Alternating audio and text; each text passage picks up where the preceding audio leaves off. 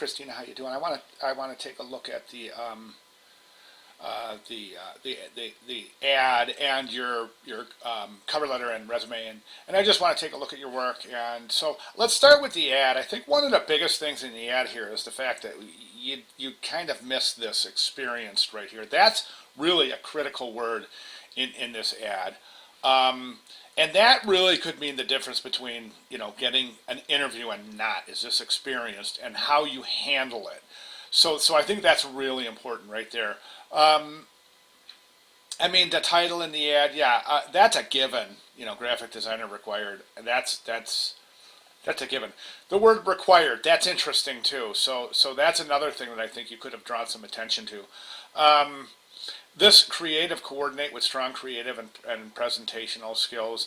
That's suggesting that there's going to be some directive duties involved. So that's something to consider if you've ever had any creative directive experience. It sounds like that's going to be a plus too. So I think you did a pretty good job here. So let's go over to the cover letter and let's take a look at what we have here. And sorry, this window is so small. Let me see if I can. I'll just go like this and reduce the size of the letter. Okay, so you've got the logo, your logo. You've got this set up here. This is fine, but this isn't. Couple of things here. For some reason, you have to whom it may concern, and then that you have a different typeface there. So that's an inconsistency. To whom it may concern is an enormous mistake, and that's covered in your weekly reading here. Always find a contact name. If it's not given, call and get one. Um, Also, the order. Let's take a look here at the smart cover letter. I'm not saying that yours isn't smart. I don't mean that. I'm just saying. Um, Let me just. Where was I? In our classes, we have the types of cover letters, and I just want you to see something. Building the cover letter. How to sound smart in the cover letter and building the cover letter. And I wanted to bring your attention to this. First paragraph, just catch your attention, state what the position is being applied for, state where the lead was generated, and finish with a brief creative statement of why you want the job. Second, lists your experience and responsibilities, and also draws a connection between your experiences and responsibilities and the needs of the company. So that's critical too. Final paragraph, explain your contact information, contains a positive phrase about, and it expresses thanks. And that's it. Really brief. Keep it really brief, okay? They're People don't like it when they get big, long stuff like this, for instance. This sounds like you're trying to bloat, and no offense at all. It sounds here like you're kind of trying to bloat your experience a little bit. And any experienced hiring professional will read through the diploma in graphic design from the Art Institute of Pittsburgh.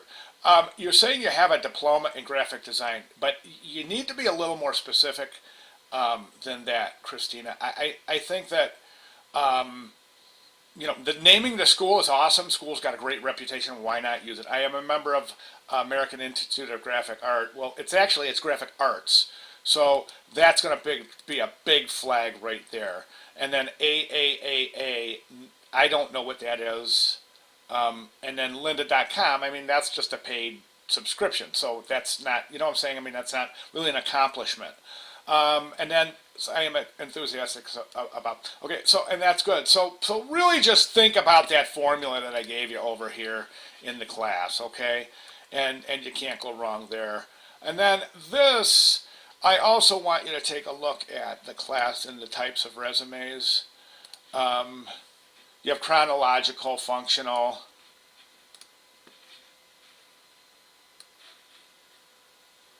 Um, okay, and then, but here you have a professional background, education, and then areas of knowledge. I don't know if that's really what you want to call that, areas of knowledge.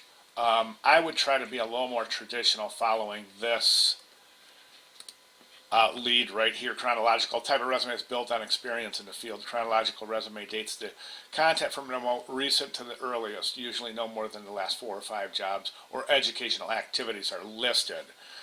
Some of these may um,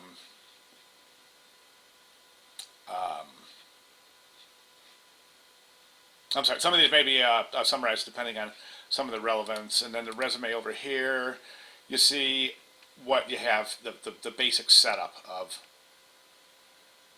the resume, okay?